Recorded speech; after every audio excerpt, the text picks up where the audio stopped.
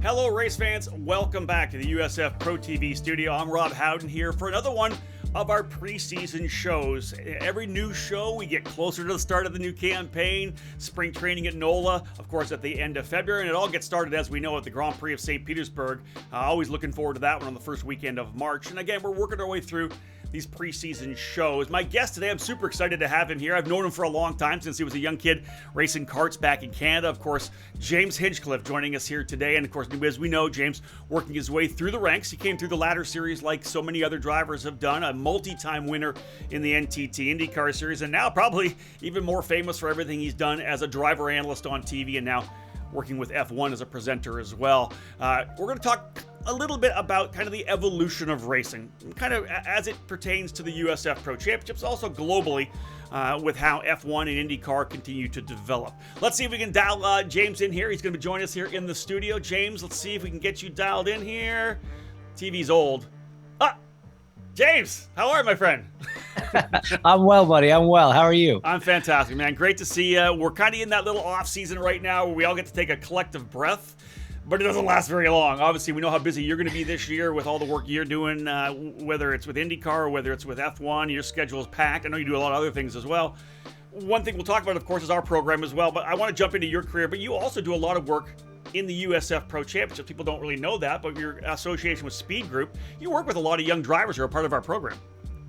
Yeah, absolutely. You know, I was so lucky in my career coming up. I had people to lean on and ask questions to, because I didn't come from a racing family. My dad and I were sort of figuring out on our own. And, you know, I always said that if I ever made anything of myself, one of my biggest goals was wanting to give something back. And all the way back in 2013, I think it was, myself, Tony Calderon, David Martinez, we started Speed Group as a way to kind of be that, right? To be that voice for people that are new to the sport, families that are new to the sport, and helping out young drivers and their quest to come up through the junior ranks. So we have a bunch of clients that run through the USF Pro Championships, and I got a couple guys that we're really excited about watching in 2025.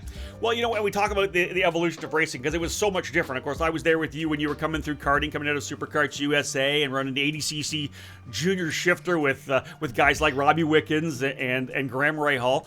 But it's a little different now. Obviously, the evolution, I look at what we have in the USF Pro Championships as being kind of a streamlined ladder. It was a little more confusing when you came into the program, was it not? You weren't quite sure. There wasn't this straight ladder up. There was a lot of different options for you to choose.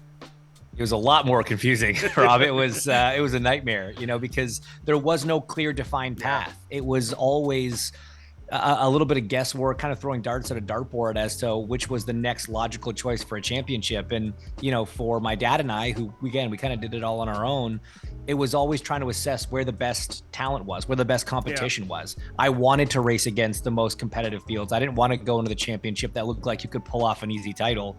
And that was kind of how we made our decisions.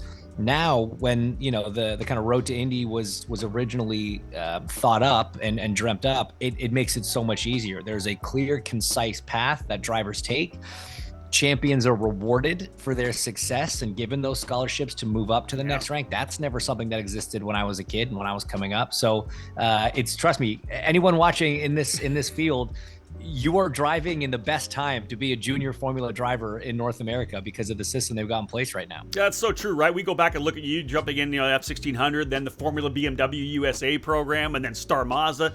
And then there was that, you weren't sure which way to go because there was the Atlantic Championship, and then there was Indy Lights back then. You ended up running both series, but it was just such a confusing time for everybody. It was. And, you know, added into the fact that right at that pivotal moment there, that Atlantic Indy Lights decision, still in the Champ Car IRL battle, we had the global financial crisis, money disappeared. True. We had the merge in 08. I mean, I grew up in the worst decade of to-go racing. Dario Franchitti always tells me I was born a decade too late. A decade earlier, I'd had a much smoother career up to that point. But no, we did. We had a lot of challenges, and there were a lot of hurdles to overcome, but we were very lucky. We had support from the right people at the right time. Timing is such a big part of this game. But like I said, this USF Pro ladder is really phenomenal and a great tool. And that's part of the reason why you're seeing so many drivers come over from Europe as well, because it offers that success incentive to move up to the next championship. We talk about, James, how things kind of evolve, and it's very interesting because, back then you were a driver, you were able to race. Now these young kids, 14, 15, 16, now it's all about social media as well, right? There's so many other things they do. I don't want to say it was confusing, but it was maybe a simpler time. You guys obviously at Speed Group work with your kids in social media, in marketing. It's such a different time for these young guys and girls, and really what they have to focus on. It's not just the driving anymore. No, it's not. It really isn't. And I was kind of at the forefront of that generation that had to accept that, because money was going down. It was harder to find. The tobacco ban in 2003 at the end of 2003 had a huge impact on the sport. I started in Formula BMW in 2004. So again, I missed it by just a little bit. But no, it's a massive part. What's interesting is it's not super important for success in the junior categories. At the end of the day, you have to win. You have to win races. You got to try to get those championship bonuses. But what it does is it's training you, and it's starting to build that brand up for when you get to the Indy Next level and the IndyCar level, because that's when it really does matter. And if you're just starting at that point, you're already too late. When you're talking about, primary sponsorships for an IndyCar program in the $4 to $6 million range, those companies care about who their driver is. They want to know what the brand is behind that athlete. They want to know how they are with the media as a spokesperson. And so the way you train and practice your driving skills in those junior categories, you almost have to practice and build up that media side and that branding side in those categories as well. Again, so much stuff is growing, right? We'll talk about growth a little bit because it's very interesting. We're seeing great numbers, of course, since we brought the USF Juniors program in. Last year, I think we had 65 drivers at one of our race weekends, the most we've ever had. And we kind of wonder, where's that happening? Where's the growth coming from? Where's the understanding coming from? You're spending time in Formula One now, so you understand it. Every time I meet somebody on a plane, they find out what I do for a living. Oh, I started watching Formula One, and I don't even have to ask them why they started watching Formula One. Simply, James, Drive to Survive. It's had such an impact on the sport, not only the drivers but the fan base as well. Oh, it's been enormous. I mean, the growth that we've seen in the interest in motorsports globally, in the last 5-6 years since the show started is unbelievable. It was absolutely a perfect storm. We've talked about this a lot, in the industry. Other sports have tried to replicate it. They've not been able to do it with the same success, whether it was golf, whether it was tennis. I mean, every sport's tried to do something similar. But the timing of the pandemic, you had this sport that was a little bit unknown compared to some of the others. It was a recipe for growth. And what you've seen is an unprecedented level of growth for a sport that was globally already so big. To see it continue now to explode the way that it has. And I'll be honest with you, Rob, I was one of those ones that kind of thought it was a bubble, 2-3 years, and then we might see that interest start to wane. Yeah, agreed. It's not the case. The numbers are going up. 3 races in the US for Formula One now. It's absolutely massive. And to your point, I mean, I probably get recognized now as somebody who works on F1 TV as much or more than I had an 11-year IndyCar career as a driver. And people are like, oh man, loved you on F1 TV. What do you think in terms of the impact that has now on the IndyCar program and, of course, the USF Pro Championships as well? I think we're seeing a lot more people come to the track. I know that there's a lot of people that are interested in coming into our paddock throughout the race weekends as well. They want to see the young drivers. They wanted to see where these young Formula One drivers kind of came from, right? And I think people looking down into that ladder system leagues, it's really done a lot for us. And I think it's going to do a lot for IndyCar as well. 100%. I mean, it's definitely got a lot of positives. There are a couple of negatives, but the positives just being, as you say, interest in racing has grown. Once people found Formula One, they thought, hey, this racing stuff's kind of cool. There's a lot of weekends F1 doesn't race. Let's look at what else is out there. IndyCar has seen a massive explosion in popularity, and especially among younger fans, and especially among young female fans. I mean, I walk through the IndyCar paddock now. I'm blown away at how many 18 to 30-year-old women are in the paddock, and they're engaged. They're buying the merch. They are, podcasting about it. I mean, it's incredible. It's really kind of formed this sense of community, which is great for the sport, great for IndyCar. It's obviously so much more accessible than Formula One is anywhere in the world, but especially here in the US. And so I think that's very appealing to it as well. The one negative that I can see with it, honestly, is that when you talk to every young kid, every go-karter now in North America, they all want to be Formula One drivers. They do. Yep. It's the only, caveat to the whole thing. And, because another one of the pros is we see all these drivers coming from Europe, whether it's F3 or F2, they get close to F1, but look, there's only currently 20 and 26, there'll be 22 seats in Formula One. you could be a very, very talented, worthy driver. The opportunity might just not be there. So we're seeing all these drivers come over to IndyCar because you can have a long, successful, financially beneficial career, and the racing's awesome. Like every driver that comes over here loves racing in the IndyCar paddock, whether it's the junior categories or in the big show itself. So again, the only negative is that everyone starts off this F1 path, and it's only like once that dream sort of fades, we're like, okay, what else is there? Let's go to IndyCar. And we get that a lot of the drivers. Obviously, one of the big things about our program is it's so international. We have drivers from South America, of course, Australia, New Zealand, many from Europe as well.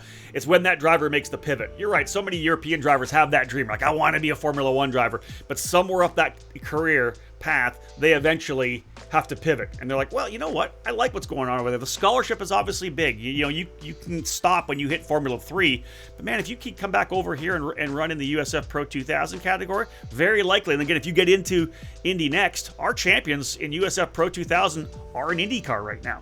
Whether it's Kirkwood, Renus, Stingray, you name it, coming up in Louis Foster as well. So I think the success we're having is allowing drivers to make that pivot and then go on to a successful career. Yeah, absolutely. I mean, you're just to see the success of the number of drivers that can graduate up from the USF Pro Championships into IndyCar. I think it's very appealing. F2 doesn't have that kind of turnover.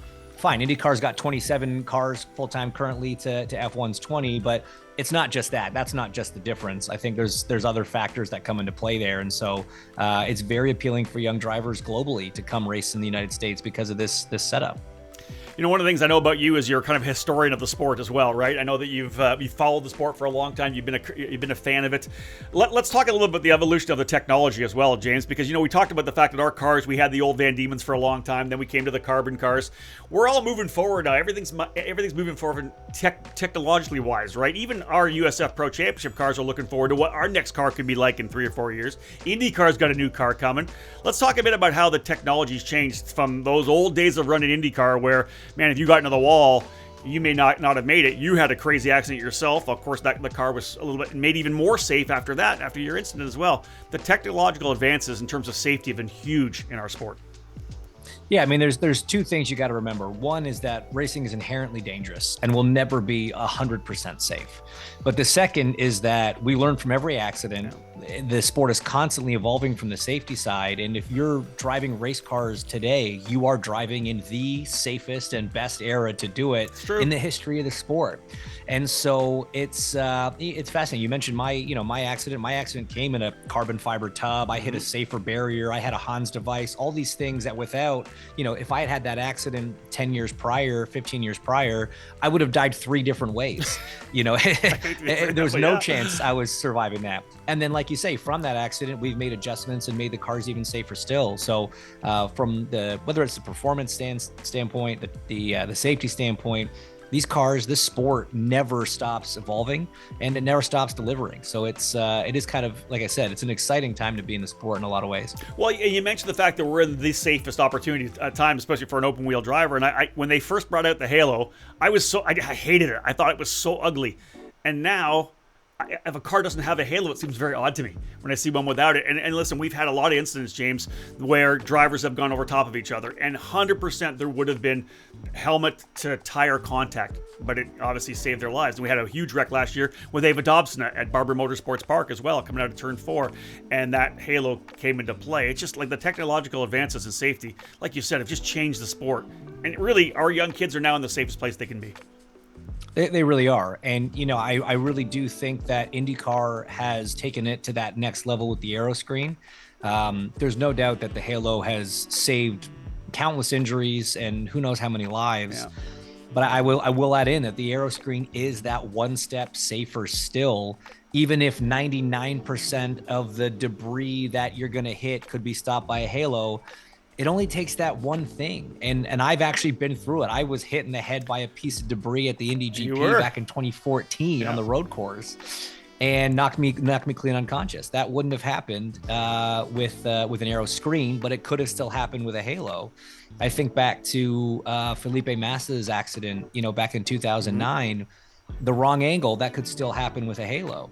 So for me, IndyCar has always kind of been at the forefront of the technology side of things. They were some of the first to mandate the Hans device. The safer barrier was developed in IndyCar, and now obviously the aero screen. I don't think it's going to be an overnight thing, but I do see, within the next 10 years, that kind of becoming the industry standard for open wheel cars. Well, and interesting is that IndyCar is obviously talking about their next gen car as well. Have you been privy to any of the design? And look, I'm sure that the aero screen, now that can actually be designed into the car itself as opposed to an add-on, I can't wait to see how the new car looks. And it could be a trendsetter, as you said. That's something that could spread throughout the world.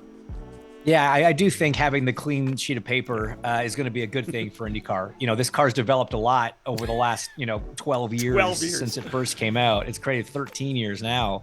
And we jokingly call it the Franken car because we started with this one thing and we've just been throwing all these pieces at it, trying to make it faster, safer, whatever it is, the hybrid. So now they can start with a clean sheet of paper. It's going to look better. It's going to be more functional. It's going to be safer again, as always. So I think everyone's excited for 2027 and that new Indy car. Obviously, our car's been around for a little while as well, too. 2017, we'd had the upgrade to the Halos in 22. We probably won't see a new car in our program till maybe 27, maybe in the USF Pro 2000. We'll see potentially if a new car comes there. But the bottom line is, like you said, safety is a big concern. And again, part of the evolution of the sport. James, I appreciate you joining us, man. I know you're just getting ready to dive into what will be a very busy season for you as well, but always a pleasure to talk to you. Always a pleasure, Rob. Thanks so much for having me on. So, ladies and gentlemen, there's my good friend James Hinchcliffe. Fantastic to have him here with us and part of the preseason show. A lot of great information and just insight from a guy that spends a lot of time both at IndyCar and Formula One events. He's a driver analyst, so he digs deep into the sport.